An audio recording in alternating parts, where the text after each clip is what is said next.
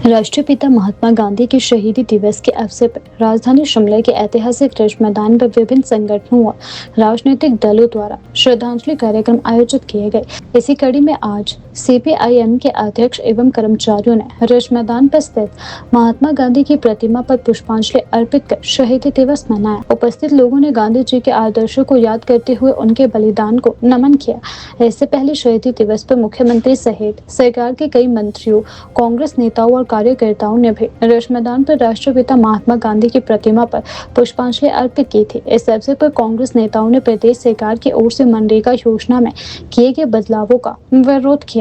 उन्होंने कहा कि मनरेगा गरीब और मजदूर वर्ग की जीवन रेखा है और इसमें बदलाव कर योजना को कमजोर करने की कोशिश की जा रही है। रिज मैदान पर आयोजित इन कार्यक्रमों के माध्यम से महात्मा गांधी के विचारों और देश के गरीब वर्ग के अधिकारों की रक्षा का संदेश भी दिया गया। आप देखें, जैसा आप सबको मालूम है कि आज देश भर में शहीद दिवस मनाया जा रहा है और ये आप सबको मालूम है ये जो शहीद दिवस मनाया जाता है ये आज ही के दिन 30 जनवरी 1948 को महात्मा गांधी की हत्या जो है वो की गई थी। और वो हत्या आपको मालूम है नाथूराम गोडसे नामक व्यक्ति के द्वारा की गई थी। और उनका संबंध जो है वो आरएसएस जैसे एक संगठन से था जो ना आज़ादी के आंदोलन में उसका कोई योगदान था। और आज इस शहीद दिवस का महत्व इसलिए भी बन जाता है क्योंकि आज जिस रूप में देश में सांप्रदायिकता फैलाने का काम किया जा रहा है, आपसी भाईचारा जो इस देश की गंगा जमनी तहजीब है, देश को धर्म के नाम पर, जात के नाम पर, क्षेत्र के नाम पर बांटने का जो काम किया जा रहा है और उसके पीछे जो मुख्य विचारधारा है वो वही आरएसएस की विचारधारा है जिसने उस समय में महात्मा गांधी की जो है वो हत्या की थी। तो आज इसका महत्व इसलिए भी है। दूसरा, आप देख रहे हैं आज पूरे देश में महात्मा गांधी की पुण्यतिथि पर उन्हें श्रद्धांजलि तो अर्पित की जा रही। हमारी पार्टी के द्वारा, सीपीआईएम के द्वारा आज 30 जनवरी से लेकर 5 फरवरी तक एक अभियान चलाया जा रहा है। ये जो मनरेगा का कानून जो वर्तमान की भाजपा के नेतृत्व में जो एनडीए की सरकार है, मोदी जी के नेतृत्व में जो है उसने इसको जो है अभी पिछले जो सत्र हुआ है दिसंबर के अंदर उसको ख़त्म किया। और ये आप सबको मालूम है कि जो ये नरेगा का कानून आया था ये एक मजदूरों के, किसानों के एक लंबे संघर्ष के बाद और जो हमारे आज़ादी का संघर्ष था, क्योंकि जब हमारे संविधान की संरचना की जा रही थी उस समय में भी ये प्रश्न उठा था कि जो रोज़गार का अधिकार है उसको मौलिक अधिकार प्राप्त होना चाहिए या नहीं होना चाहिए।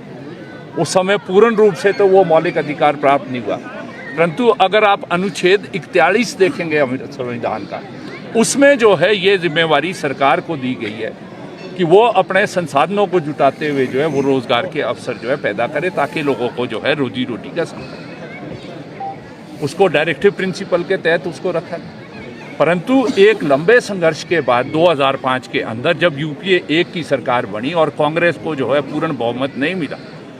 तो उस समय जो देश के अंदर वामपंथी पार्टियां थी जिसमें CPM, CPI, RSP, forward block, उसमें जो है एक बड़ी संख्या से जो है उसके सांसद जीत कर आए थे। तो उन्होंने सत्ता में ना जाकर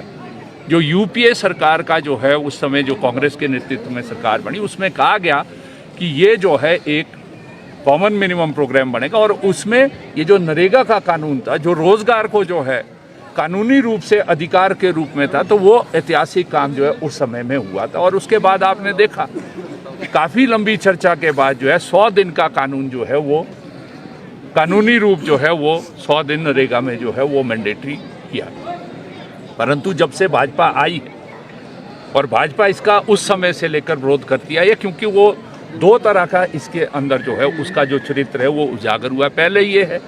कि वो पूंजीपति, भूस्वामी और कॉरपोरेट्स के हित की नीतियाँ हैं, क्योंकि इसमें अगर मजदूर को बेहतर मजदूरी मिल रही है, अगर उसको रोज़गार का एक विकल्प मिल रहा है, तो स्वाभाविक रूप से जो कॉरपोरेट को सस्ता मजदूर है, जो उसका शोषण करने का जो वो एक संभावना है, उसमें जो है कमी रहती है। तो वो जो है उसका शुरू से विरोध कर रही थी, परंतु 2014 के बाद से जब से मोदी जी की सरकार आई है तो उन्होंने इसको जो है मनरेगा के कानून को जो है वो डाइल्यूट करने का काम, उसको जो है धीरे धीरे जो है उसको ख़त्म किया। जिस रूप से आपने देखा जो बजट था, बजट में कटौती की गई, पिछले साल भी बड़ी कटौती की गई, और 100 दिन का जो एक कानूनी अधिकार था, यदि आप उसको पूर्ण रूप से देखेंगे, वो जो है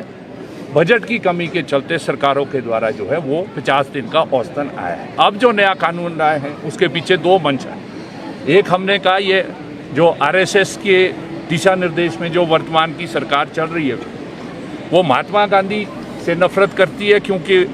जिस तरह से हत्या की गई उनकी, एक वो इसके पीछे मंच है जो उसका सांप्रदायिकता के एजेंडे को कर।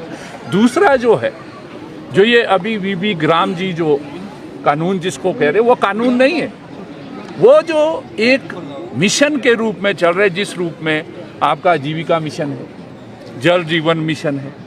आपका जो है स्वच्छता मिशन है, क्योंकि वो जो एक विकसित भारत का नारा पहले मोदी जी जो है 2022 तक भारत को विकसित करने की बात कर रहे थे, अब 2047 का एजेंडा, तो उसमें जो है इसको मूल रूप से जो इसके कानूनी प्रावधान थे उनको जो है समाप्त कर दिया गया। और ये जो बात की जा रही है कि 125 दिन जो है इसमें होंगे, जो प्रचार कर रही है भाजपा, वो बिल्कुल ही एक जो झूठ भाजपा का और सरकार का रहता है वो है। अभी तक अगर आप देखें, जब से भाजपा की सरकार रही है, कटौती बजट में नरेगा की गई, कानूनी अधिकार था कि 100 दिन का होगा, परंतु वो बजट जो है मुश्किल से जो है औसतन 50 दिन जो है वो दिए गए। हिमाचल प्रदेश जैसे राज्य में जहाँ पर एक बड़ी संख्या जो है नरेगा के अंदर है, आप सबको मालूम है 15 लाख से ज़्यादा जॉब कार्ड है हिमाचल प्रदेश में। क्यों? हमारी ज़रूरत है जो गांव के अंदर रहते हैं, और इसके मनरेगा कानून के तहत सबसे ज़्यादा अगर किसी को जो है उसका हक मिला है वो महिलाओं को है, खासतौर पे जो ग्रामीण महिला, क्योंकि इसमें प्रावधान किया गया था कि महिलाओं की संख्या जो है इसमें निर्धारित की गई। और ये जो अभी वीबी ग्राम जी जो मोदी की सरकार के थे, एक तो ये पूरी तरह से डाइल्यूट करती है जो उसका कानून, दूसरा जो है इसमें, क्योंकि अभी जो नरेगा का कानून था, मनरेगा का कानून था, वो मांग के आधार पर कानून था। नीचे से जो है जो मांग उठती थी, पंचायत के अंदर शेल्फ बनती थी, पंचायत से जो है उस मांग के आधार पे जाता था, और इसका जो बजट का जो बोझ था वो सारा केंद्र से। परंतु यदि अगर अभी आप देखेंगे तो ये सारा जो है केंद्रित है, मांग के आधार पर इसको समाप्त कर दिया गया।